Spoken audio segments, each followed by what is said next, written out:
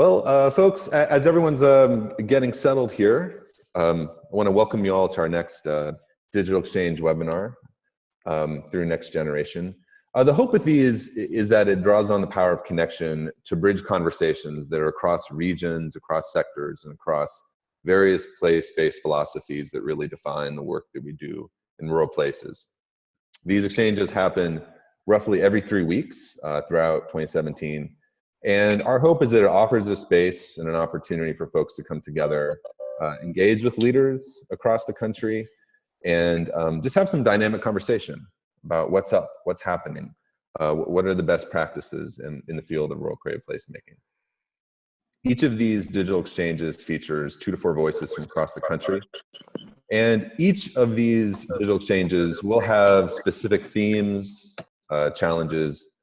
We'll sort of look at various opportunities that we collect on the forum. And I'm getting a little bit of an echo.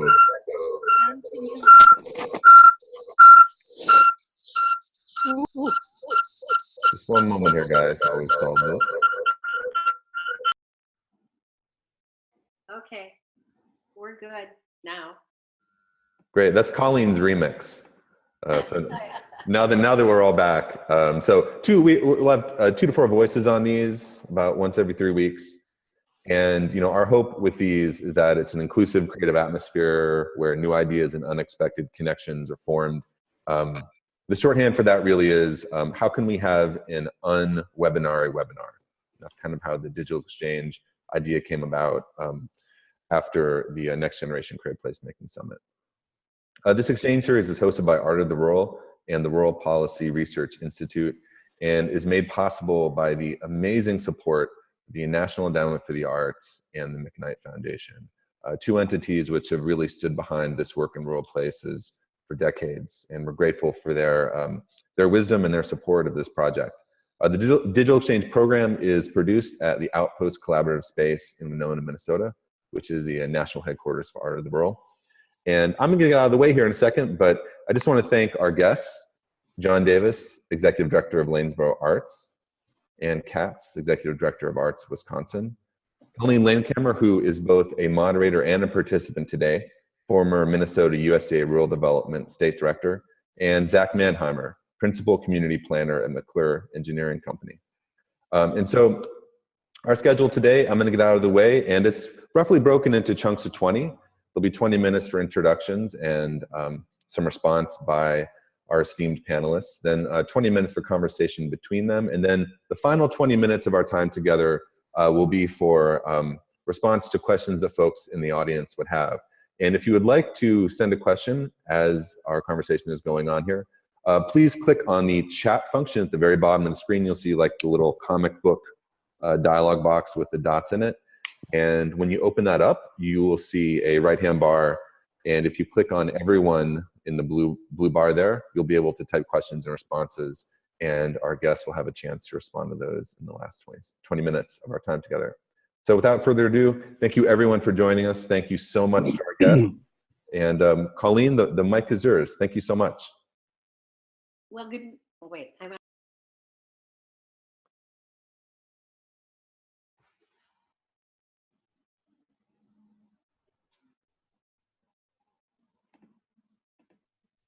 When they talk about the arts and rural Minnesota, rural America. So I want to talk a little bit about what USDA Rural Development does, so you all have a better feel for that. USDA supports rural communities and regions across this nation. It's America's rural infrastructure bank, for lack of a better term.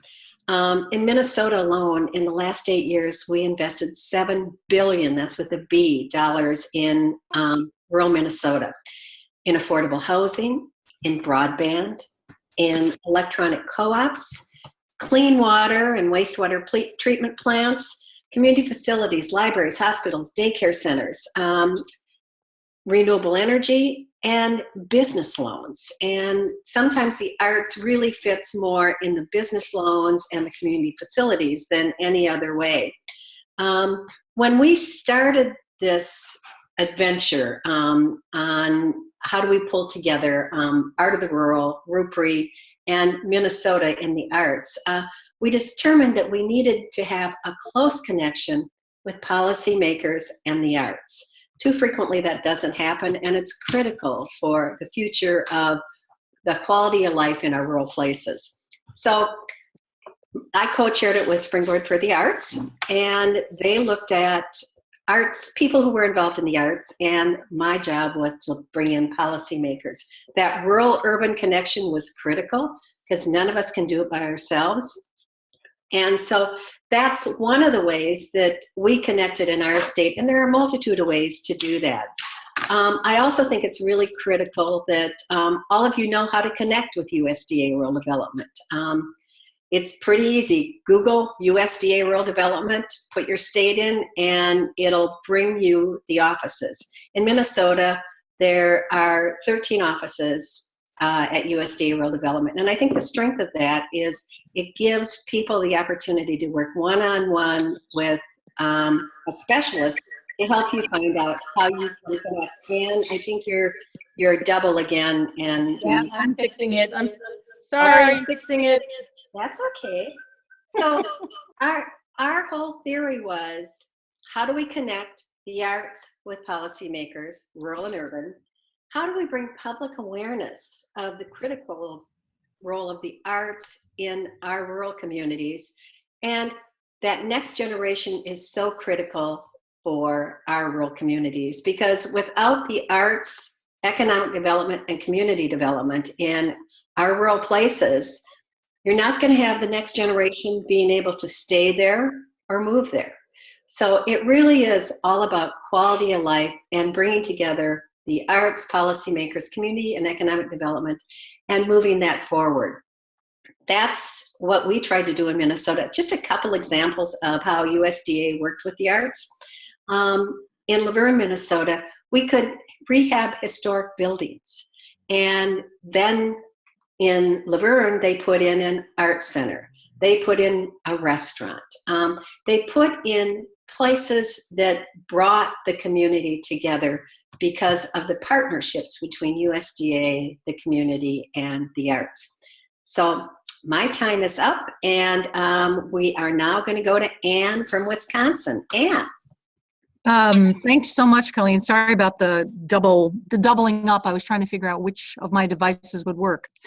So I am director, so I'm really happy to be part of this conversation, this ongoing conversation. And I think that's one of our themes, that all of this work is about ongoing conversation and ongoing work. I am director of Arts Wisconsin. We are the state's community cultural development organization. We have been around for 25 years. We're celebrating our 25th anniversary this year. And we are all about the arts for everyone, everywhere in the state. And we're all about the arts as essential to economic vitality, education for the 21st century, healthy communities, and engaged residents. And I say that over and over and over again. We don't get into conversations about what is art or who's an artist. That's not my job. We know that everyone has some kind of creativity in them, and we are in awe. I'm really in awe of the people, organizations, businesses, and communities that I get to work with, from Milwaukee to the smallest community in northern Wisconsin on the shores of Lake Superior, and help people figure out how to make the arts happen and keep them going. And I think keep them going is one of the big things, because again, all of this is process in politics, personalities, and process. That's kind of what we work on. So over the 25 years of our existence, we've worked on a lot of different initiatives. Our ongoing themes are all about sustainability, capacity building, engagement, the arts benefiting communities, and we've done a lot of different initiatives to keep those ideas going and growing. Right now, our most important initiative is legislation to establish a program called Wisconsin Creates, and I can send out some information about that. That will specifically be directed to grow Wisconsin's creative economy. As you probably know, we have interesting politics in Wisconsin the last few years. We are historically a purple state, and we've become more red over the last 5 or 6 years. We have a pretty conservative Republican majority in our legislature, and a lot of interesting politics flowing from that. As we also know, the arts are nonpartisan. The arts do not belong to one specific political party or not. So we have made a lot of headway in the legislature and with decision makers on all levels when we work on the arts as essential to their communities or their districts and their constituents' well-being. Everybody supports the arts, of course. And what you have to get to is supporting the arts with resources and investment. And we really talk about the arts as an investment because it is an investment in our kids' futures and our community's futures. So Wisconsin Creates is a program that will be that will be administered by the Wisconsin Arts Board, and it will go towards 3 things. One is economic development through the arts. So that's downtown development, artist live workspace, public art program, cultural planning. Arts and creativity and education as workforce development and as a way to get our kids prepared for the 21st century world and workforce. And then infrastructure. So the organizations and businesses and people that I work with do a whole lot with very few resources, but resources are good. So having more capacity building funds out there is really important. We're working on a bill to get this passed through the legislature, and we're incredibly optimistic, despite the politics, or I would say, forget the politics. This is what Wisconsin needs. This is the future. A lot of other states, Minnesota to name one, are investing in their creative economy a lot more than we are, and we are really getting a lot of good response from decision makers when we talk about investing in Wisconsin's future. It has nothing to do with the arts in some ways. I don't mean to say that it's not about the arts, but it really is about our communities, our economy, our education, our engagement.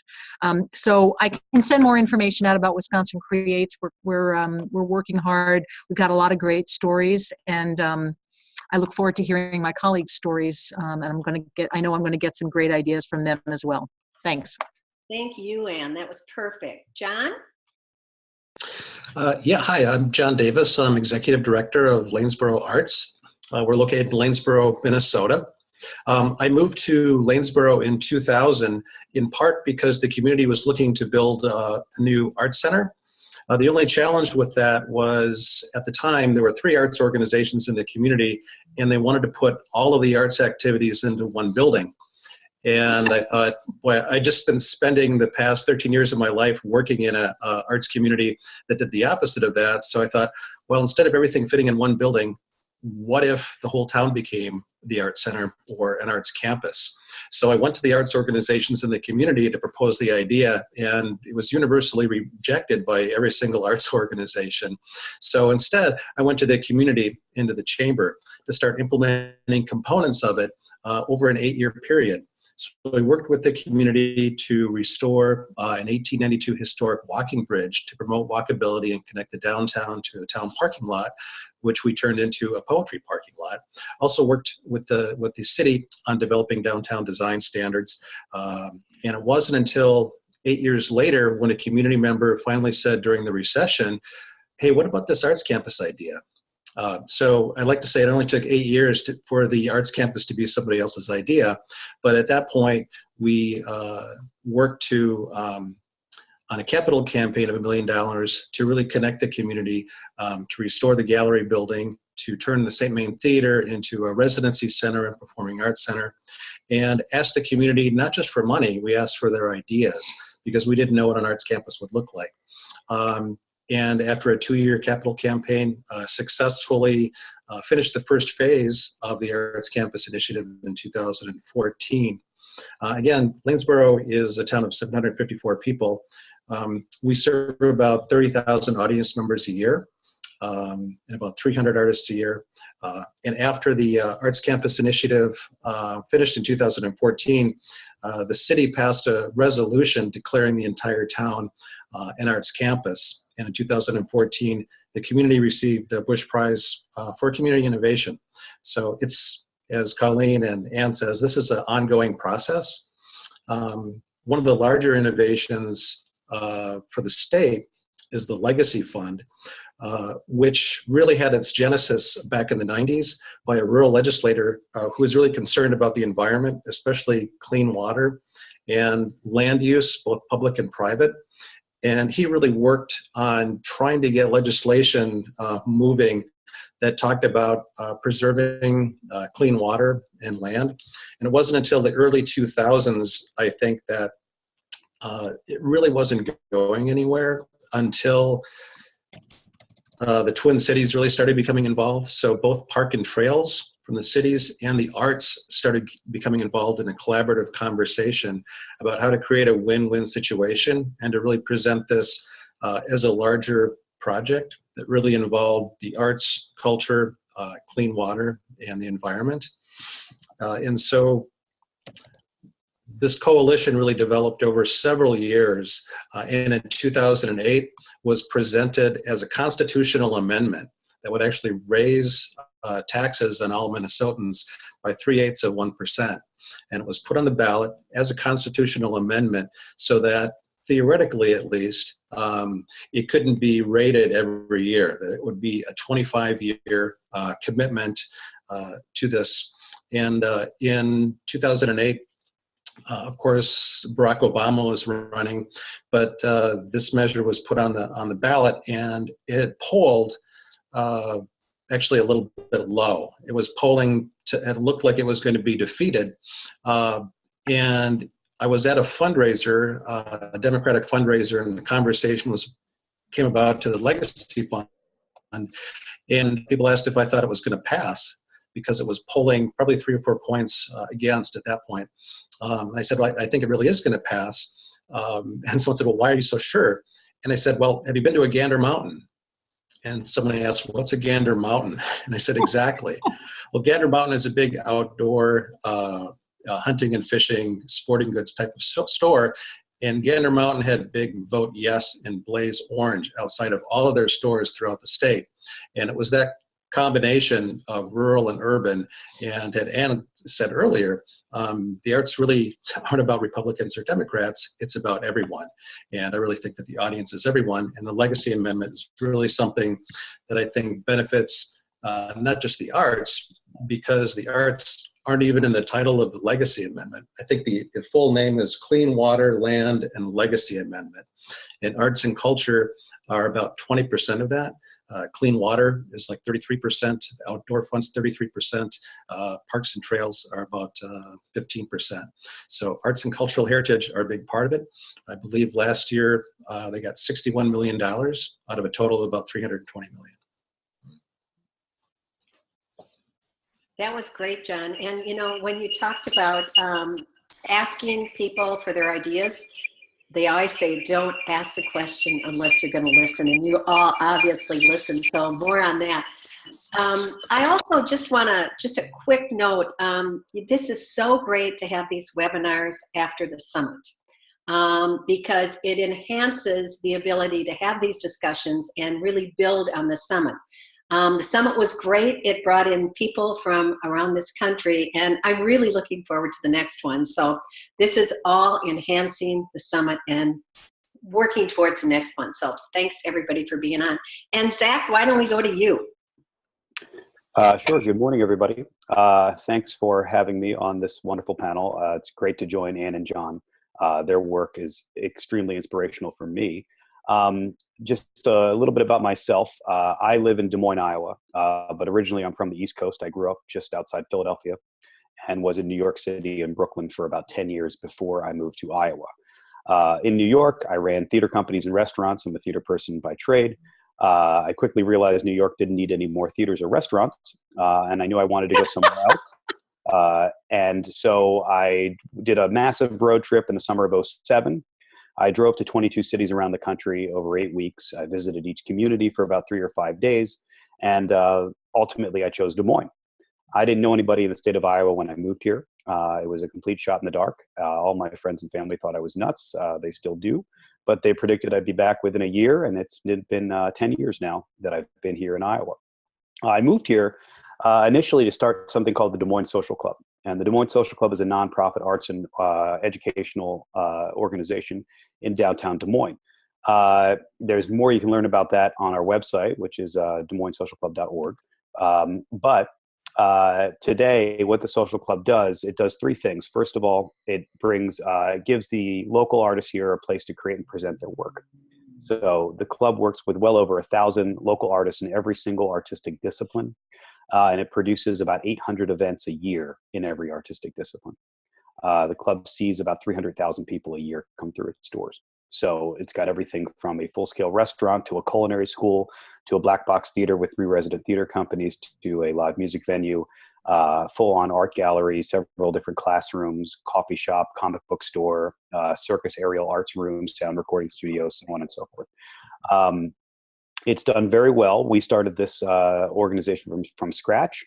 And in the 8-year run-up to create the Social Club, there were 2 other incarnations of it before we found our permanent home. We raised a little over $14 million to do that project. $8 million of that was to purchase Fire Station Number 1, which was a 1937 Art Deco firehouse in downtown Des Moines that we historically preserved and put on the National Registry. Now, a very small portion of those funds were public. In fact, probably less than 5% came from the state. The Social Club's done wonderful things for the economy of downtown Des Moines and has really helped build Des Moines into a place that is much more attractive to young people, and we're seeing the fruits of our labor now. I stepped down as executive director at the end of 2015 from the Social Club and started work as a creative placemaking in a company called Iowa Business Growth, although this week I'm in transition. I'm starting a new job on Monday with a company called McClure Engineering that I'm very excited about. The work I'm going to do is the same. I do creative placemaking primarily in rural areas. This gives me the ability, the new role, to do throughout the Midwest, although I will be going to some states outside of the Midwest as well. The basic concept is this, is how do we get young people to want to live and work in rural communities? And as John and Ann and Colleen and so many other people will point out, obviously quality of life is the biggest thing. Not every state, though, has the benefit of a wonderful legacy amendment that Minnesota had. And I would put the legacy amendment as sort of the gold standard for what states should be looking to do. And we should all try to have that. In a place like Iowa, we have the total opposite. Our state funding has been slashed. We're becoming very much like Kansas at the moment. The state just cut the $6.1 million that we had in our cultural trust to support arts organizations all over Iowa. That's now gone due to a shortfall. And there's 100 reasons why that happened. But what I'd like to talk about today is public funding is fantastic. State funding is great, and we need to keep chasing it. But it is never, ever going to be 100% sustainable.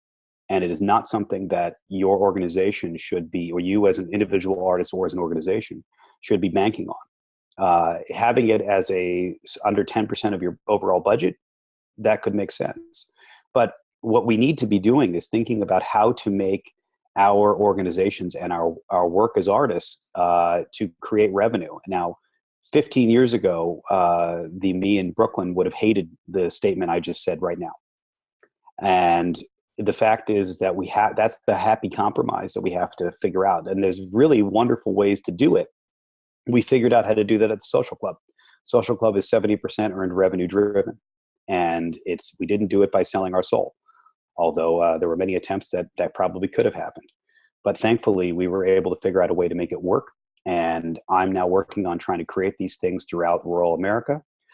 In addition to that, how do we solve the housing shortage in all of these towns and the workforce development problems? These are the issues that rural is facing. And it's my belief that rural America is going to be the next pioneering wave after our major cities and second cities and third cities like Des Moines become oversaturated, which they will in the next 10 years.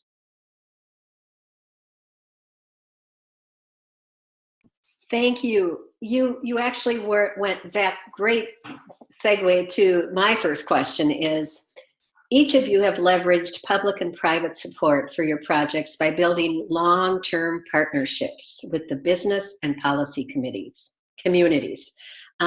Share a couple of your do's and don'ts for approaching businesses and policy leaders in long-term partnerships. You've all done that, and so, you know, if we could talk about how you've done that. And Zach, you said 70% of the dollars raised for the Des Moines Social Club were private sector. So do you want to kick that off and just talk a little bit more about that? And then maybe we'll go to Ann and John. Sure. So when, and to clarify, the 70% is earned revenue. It's what we get from our programming. However, a good chunk of that comes in sponsorship support. And so when approaching companies, corporations, so forth like that, especially in places that are not New York City, San Francisco, and so on. So to give you a specific example, in Des Moines, talent attraction and retention was a major concern for all of these companies in these communities. And that's the case throughout Iowa. When we go to these companies, we don't go asking for a donation. That's not what we want. We want to help them in their marketing initiative. We want to help make the community that our project is in an attractive place to live. And we want to work with them. So when we go to these companies, we first ask them, what are your challenges? And inevitably, they're going to say workforce development. We have a problem getting younger people, talented people to want to live here. They may, of course, want to work for our company, but they don't want to live in our town. That's a problem. So immediately, we work with them and say, great, can you sponsor a few of our projects that we're going to do to help make community, the quality of life here go up? And that starts small in small scale festivals, events, and so forth, but eventually triggers into larger scale annual support. And that's the way we're working with them from the state side of things, from the public. It's kind of the same argument, although you're now talking to legislators instead of CEOs. Great. Ann, do you want to follow up on that with Wisconsin? Sure. And I just have to sort of follow up on what John and Zach both said about collaborations, partnerships, entrepreneurialism. Those are all the mantras that we repeat over and over again. And really, although we are definitely working on a public investment program right now, certainly in Wisconsin, which is closer to Iowa than Minnesota in terms of public funding. Nobody is relying on public funding anymore. It really is all about being entrepreneurial and diversifying your resources. I think the most important lesson I've learned over the last however many years, I've been doing this job for a long time, is finding common ground. As Zach said, you don't go to people with your hand out and say, please give us money, and don't worry, we'll do really good things with it, but we don't even want to have to describe it to you. If the arts are really going to be taken seriously, if the arts are going to be known as the resource that they are, we really have to go into relationships with a partnership spirit. And that means not assuming things about people just because we know they're a certain political party or they live in a certain place or they look a certain way, but figuring out where our friendships are and where our common themes are, and working that way. Everyone is concerned about their kids, everyone's concerned about the economy, everyone's concerned about quality of life, and that's where we start. Where are those common threads, and how can we figure out how to work together for mutual benefit? So, the best kind of advocacy and the best kind of community development is consistent and persistent. Knowing what you have to offer and figuring out what other people have to offer and finding ways that you can all work together, again, for mutual benefit. So I've learned a lot about human nature in this job, and most people want to do well. They may have a different mindset than I do, or a different worldview, but there are always ways that we can work together. And so I think approaching any individual or any business as a friend and as having a relationship is the way to go. Thanks, Anne. I think relationships is kind of the mantra. John, do you want to talk a little bit? Yeah, well, I just wanted to kind of riff off of what Zach was saying about the importance of earned revenue, because that can't be underestimated. I just want to jump into, you were talking about some of the do's and don'ts. And I think one of the traps that individuals or individuals working with organizations on behalf of communities can fall into is overpromising. I think sometimes when you overpromise what a project can do or what it might do, if you don't meet that standard, especially early on, you can lose credibility. So that's maybe just more of a cautionary tale. But getting back to the earned revenue side, the flip side of that too, especially for small rural communities, and it's worked in two communities that I've lived in, both New York Mills and in Lanesboro, is earned media, and not to underestimate the power of free media. One example in Lanesboro that's received a lot of national press for the Arts Campus Initiative, but just for other projects too. Lanesboro has a musical group that's somewhat unknown called the Rhubarb Sisters. There's also a Rhubarb Festival that happens in Lanesboro. And the Rhubarb Sisters lobbied a Prairie Home Companion and Garrison Keillor for 3 years, including, it culminated with visiting the Fitzgerald Theater in St. Paul, dressed in full rhubarb regalia with the rhubarb sign that says, "Please, rhubarb." And it so got Garrison Keillor's attention that they finally got a meeting with them. And a year later, Prairie Home Companion was broadcast live in the softball field in Lanesboro. And it was just an absolutely amazing event. It got national press for the community. It was a huge revenue windfall as well. And it just created that win-win scenario. So it's something that Lanesboro is very cognizant of, how to get earned media. The chamber is always marketing, not just towards to get other media, but to market towards travel writers, so that they write articles about the community to get people to attend there. And it's, again, that collaborative spirit between the chamber, the city, and arts organizations to kind of drive that narrative, and also to try to get that free earned media. I love that story because it shows how creative people can be in order to get that earned media, and also just talks about how great rural places are, that things like that happen. You alluded to this, John, and I want to go to Zach, because a question came through asking Zach to speak about the opportunity for arts and cultural enterprises to earn revenue through public contracts and or strategies such as social impact bonds. Zach, you want to? Yeah, so to earn revenue from public dollars, was that the question? Actually, it didn't define if it was public dollars or private sector. Sure. Well, okay. So there's many ways to earn. I mean, there's the typical ways, which are ticket sales, selling art pieces, having classes, taking revenue from any tenants you may have in the building. The social club did a few things. We knew that the entire community may not be 100% sold on having an arts community there. Can you guys hear me? Is that working through? I can hear you fine. Oh, okay. I got a thing that said my internet was unstable. That's okay. I'll look into that. You sound good. Okay. Anyway, we had in order to get more people to come down that may not want to invest in the arts right up front, we knew that everybody wanted to come to a good restaurant and have a really good meal. And so we made sure that we got a really great restaurateur to rent space within our building. So number one, we're collecting rent right off the bat from them. Number two, we made an agreement with them to get a percentage of sales of things that are coming in. Number three, what we realized are roughly a third of the people that come into the social club could care less about the arts programming that we have, but they were coming for lunch or dinner. And what we found is, of those third, roughly by their third engagement at the restaurant, they ended up naturally taking part inside the entire social club and the arts programming. So it was a fantastic gateway to bring them in. The other thing we did was, as an example, Pioneer is a major agriculture company here. They're with DuPont, and they had a major concern of attracting the next round of scientists to move to Des Moines. And these are 27, 28-year-old single people that their biggest reason to not move to Des Moines is they don't think they're going to meet somebody that they want to marry.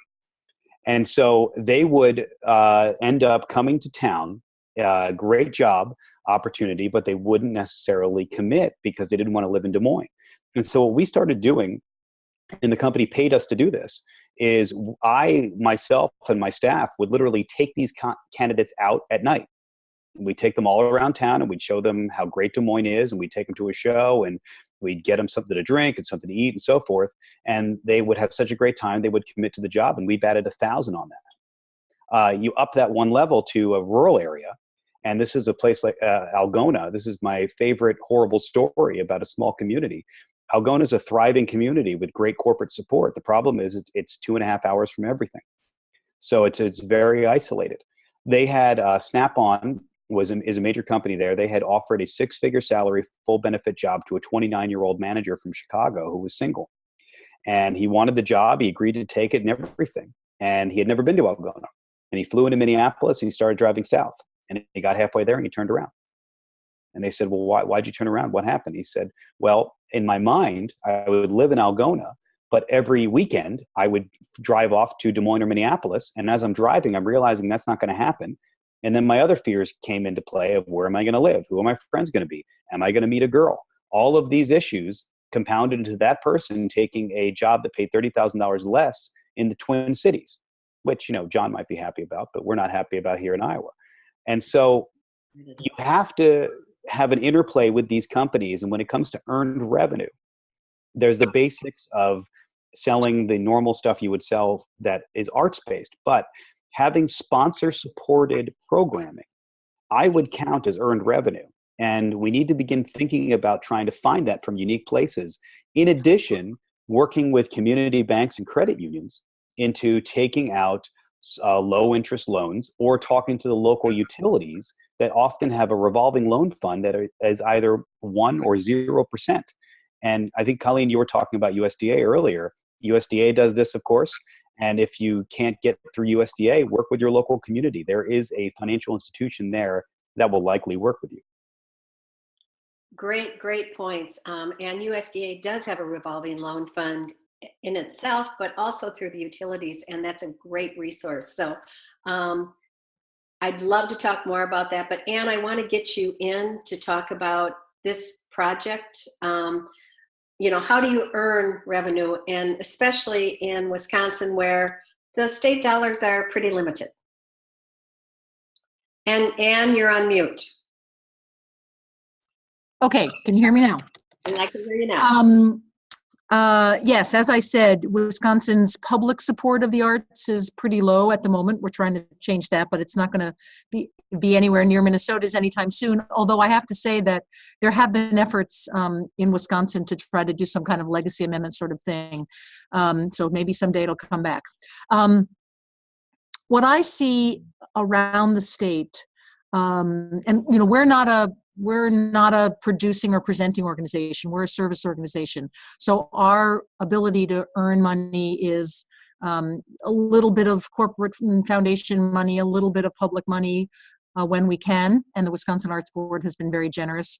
And memberships, conference fees, things like that. So we do a lot of planning with organizations and communities, and we're always talking about diversifying funding. One of the things about not having a lot of public funding in Wisconsin is that people are very entrepreneurial. People do not know that they cannot count on the state funding, because not only is there not a lot of Arts Board funding, but there have been cuts to the university system and K-12 education, and hopefully those will grow. But so when we do planning, we really advise people to think about all the things that they can do to earn money. One of our most impressive art centers in a town of 3,000 people publishes 2 community newspapers. one for the community that they are located in and one for the high school that they're in the community. And they get a significant amount of revenue from advertising for that. And they do a huge amount of arts reporting as part of those community newspapers. Now, those are not arts newspapers.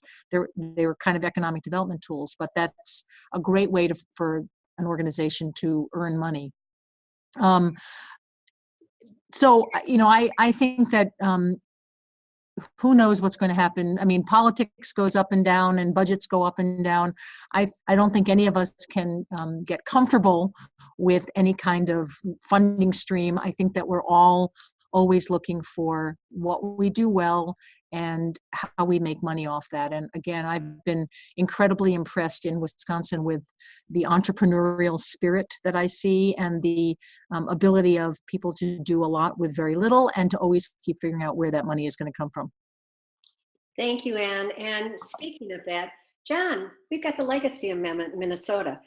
It's a constitutional amendment. So do you all just sit back now and, not worry about anything, or do you have to work on it a bit? Well, as Sheila Smith would say, who's the director of Minnesota Citizens for the Arts, basically every year, every legislative session, it's basically up for grabs. I mean, I think people are always trying to figure out ways to get around it, undo it, channel money from the Legacy Amendment to other projects. So and Sheila does a great job at MCA and other advocacy groups. But we'll say just Arts Advocacy Day happened in Minnesota not too many weeks ago, and there was double the attendance at Art Advocacy Day this year than previous years. So the concern about the arts is high in Minnesota.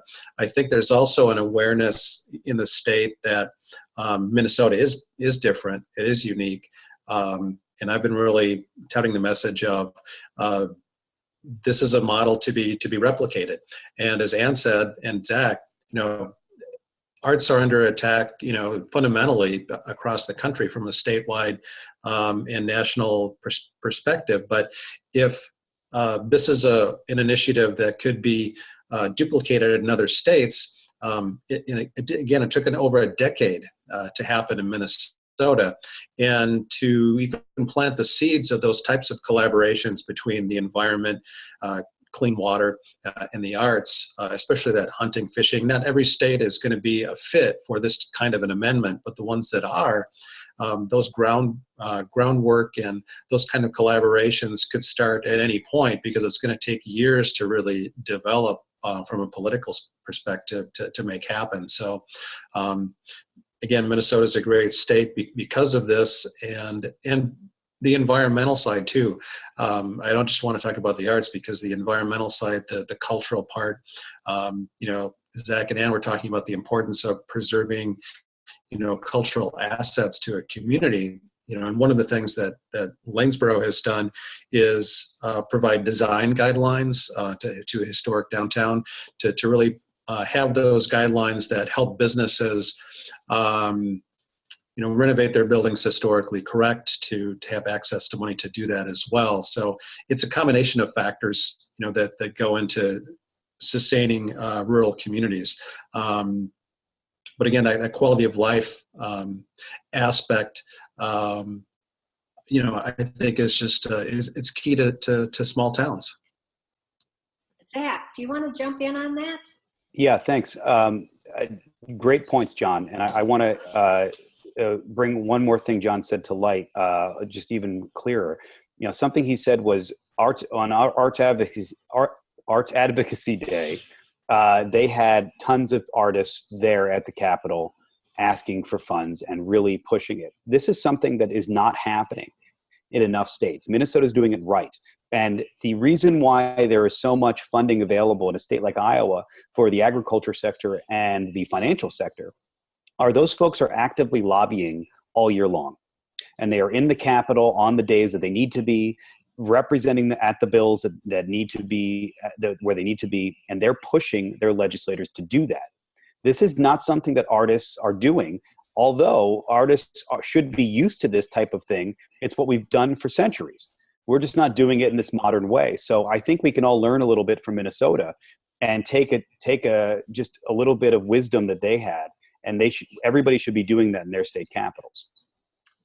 Thanks, Zach. That is so critical. We're going to jump into questions. So if anybody has any questions, please use the chat function on your computer and send those in. We won't get to all of them, there's no doubt in my mind, but at least we can start with some of them. And let's start with Ann. This is from Patrick Mueller. If Wisconsin Arts is emphasizing K-12 education and workforce readiness as one of its 3 planks, why not extend that to adult continuing education and general civic discourse? Artists can be great analysts, storytellers, and meaning makers for the community opportunities and challenges. Do you want to take a shot at that? Absolutely. I just have to add to Zach's comment about advocacy. Again, advocacy is a daily activity in our mind, and every once in a while we have to make a big noise for the arts. So we just had our Arts Day in Wisconsin on Thursday, and we had a record-breaking crowd and incredible enthusiasm and lots of contact with legislators. So you're right, Zach. The more voices heard from, the better. And we're about to go off to National Arts Advocacy Day, and that'll be quite exciting this year as well. To answer Patrick's question about lifelong learning, absolutely. The importance of lifelong learning and lifelong involvement in the arts, and the ways that artists can work with people of all is incredibly important. It's one of our core values. We sort of focused on arts education. We're focused on arts education for our young people in this bill specifically, although again, our platform is the arts for all at every age. But we're focused on arts education because we really feel that access to the arts in education is an access issue. The more that budgets are cut, you could say that the more that the arts are cut in schools, which reduces access to the arts for all kids. If they cut the arts out of my kids' strings program, if they cut the strings program in my kids' school, then I, as a middle-class person, I'm probably going to get my kid private strings lessons, which is great for my kid. But the whole issue of the arts in public schools is one of access and the ability for kids of all different places to be able to participate in the arts. And so we really are pushing the arts in education, in K-12 education in this bill specifically, because it's so important for all of our kids to be able to have the arts in their education. And in our broader platform, we certainly promote the arts as a component of lifelong learning. Perfect. We're going to go to another question. I'd love to hear about the role and place of traditional, quote unquote, culture and development efforts, folk life, folklore, music, etc. Have any of the panelists worked with traditional artists? John, could I have you kick that one off?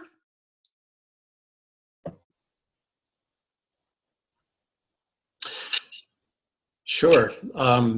Well, and thanks. Well, in Lanesboro, it's aside from that it being a very small town, I mean, it's got Scandinavian and Norwegian roots to the community.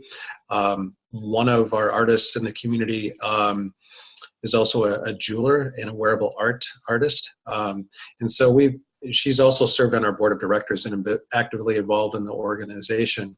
And I think, as Ann had said too, recognizing different types of art and artists, how they can fit into the community, and honoring traditions of a community as well. There's also a Sons of Norway Hall in Lanesboro that's being renovated right now. And I think that paying attention to the culture and history of your community and the artists that are located in that community, is really important. The community that I lived in before, New York Mills, was a Finnish community. We partnered, we meaning the cultural organization that I was a part of in New York Mills, partnered with the Finn Creek Museum and partnered with the Finnish Museum and the Sami and Lap native cultures that settled in the community of New York Mills. So, I think maybe Zach can talk about this too, and Ann. But I think it's key to make sure that you're aware of the place that you're in, whether it's in any place in rural America. I actually think we're going to have all the panelists respond to this, because you all have done this, and you all have some new, different stories for it. Zach, do you want to go next? Yeah, real quick. I have worked with a lot of folk artists over the last decade. I feel that they have the best success financially to sustain their work when they do their work with other groups, other artists, and joining a lot of folks are already part of a collective, but trying to build a residency program in your community, that's something I've seen work really well. And typically there are lots of buildings in rural communities that need revitalization. And there's a lot of ways to fund that. But the folk arts are obviously very important. But I would think next to literary, probably the least funded arts, especially when it comes to rural areas. So I've seen them work the best when they attach themselves to other visual artists, theater artists, musicians, a lot of musicians, and go after grant funding together. I've seen be quite successful. Thanks, Zach. Anne? Yes, to what John and Zach said. Traditional arts, tribal arts are a very important component of the arts in Wisconsin. We have a number of tribes have very important tribal arts and heritage programs where elders are working with young people to continue those skills and those art forms, and that's a really important part of the art scene in Wisconsin. We have 11 tribes in the state, and tribal arts is an important component in the arts and in tourism. The Wisconsin Arts Board has the folk arts coordinator, and I know that Iowa and Minnesota have the same thing. Most states do, as part of their arts board that works with individual artists and organizations.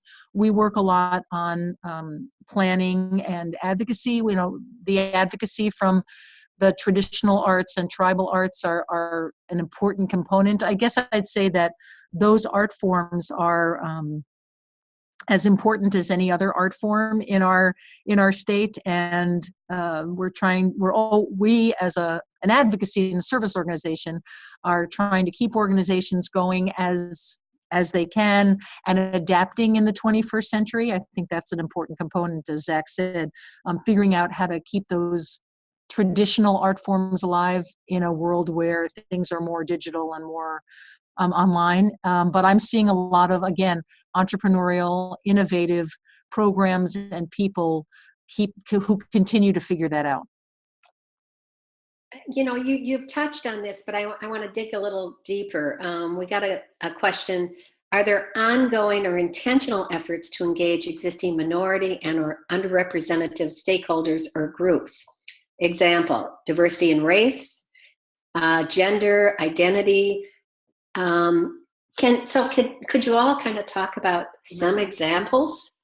And immigrants, newcomers, how do we bring that together into the quality of life, the engagement, and the arts and economic development and community development in our communities? So you touched on it to a certain extent. Couple examples maybe, Anne, and then we'll go to Zach and John. Sure. I'm actually doing this interview at the Wisconsin Black Historical Museum in Milwaukee, where I was having a meeting to talk about a project that we're working on called Urban Communities Reimagined.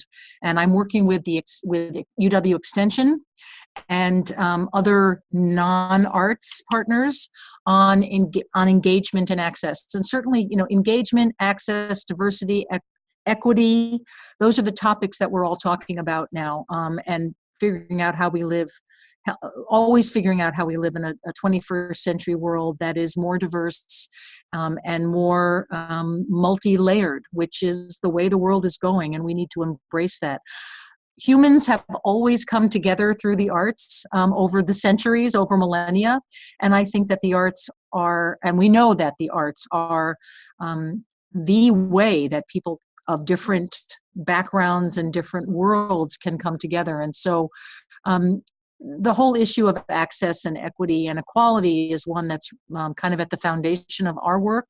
And so we're working a lot in urban communities and rural communities to always try to bring people together. And the partners that we're working with, I'll say that Extension is a very important partner because they're working on the ground on quality of life, on development, on all of the things that we're working on. So Extension is an important partner. The schools are important partners. The economic development world is very important. The chambers of commerce, the Main Street programs, all of those are partners that we're working with all the time on these issues of how do we bring the different people in our state and our communities together. Thanks. It's all about building bridges, which is so important. We don't have much time left, but let me do really quickly. If you were to do one thing, only one thing in a rural community to stimulate creative engagement, what would it be? Zach, let's start with you quickly, then John, then Ann, and then I'm going to let Matt close this out. Immediately take inventory of all the available buildings that are there and figure out what is needed in the community. Start small. Start with, do we need a restaurant? Do we need a live music venue? Do we need a daycare facility? Something that is an entry point that everybody in the community can utilize and get it built. Work with your local financial institutions. Sorry, go ahead. No, thanks. That's perfect. John? You're on mute. You're muted, John. Okay. Okay. Well, I would say engage the community in ongoing meetings where everyone's allowed to be at the table. I think that can lead to the specifics that Zach's talking about, which I think is really at the core of it, asset mapping and identifying assets that are the key to the community, because your community is going to be different than Lanesboro or Des Moines or any small town in Wisconsin. So it's important to identify those assets, but to communicate. And I think weekly stakeholder meetings that are informal, that don't necessarily have specific agendas, can move communities forward faster than just about anything else. Thanks, John. As Chuck Fluharty would say, if you've seen one rural community, you've seen one rural community. I love that. Ann? Oh, so wise. Just to applaud what John and Zach just said, and about the inventory idea that Zach talked about, not only inventory the buildings, but inventory the resources. So what organizations are there, what kinds of social structures are there, so that no one is starting from scratch. Everybody has a lot of stuff going on already in their community, and sort of doing an inventory about that is really around what the resources are is really important. The other thing that's really important is start with the kids. So start when you have the meetings, when you have the programs, start from where the kids are, and the school, the youth programs. Everybody wants a good future for their kids, and so that's a place to start. And as part of those resources too, as Ann was saying, and Zach, part of identifying resources are also human resources. And so what are the young people in the community? What's that leadership pipeline? What are some of the reasons for those people to come back to a community? So part of it is identifying that leadership pipeline as well. Exactly. Well, we didn't get to all the questions, obviously, and we will respond to those. Just want everybody who's on to know. And this is all about how do we help each other?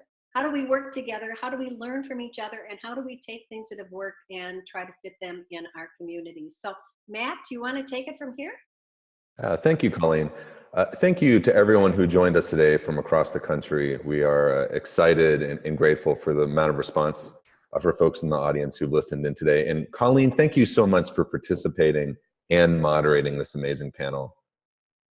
We're grateful for your time, and grateful for John and Ann and Zach as well. For folks who have their calendars open, our next conversation will be May 4th.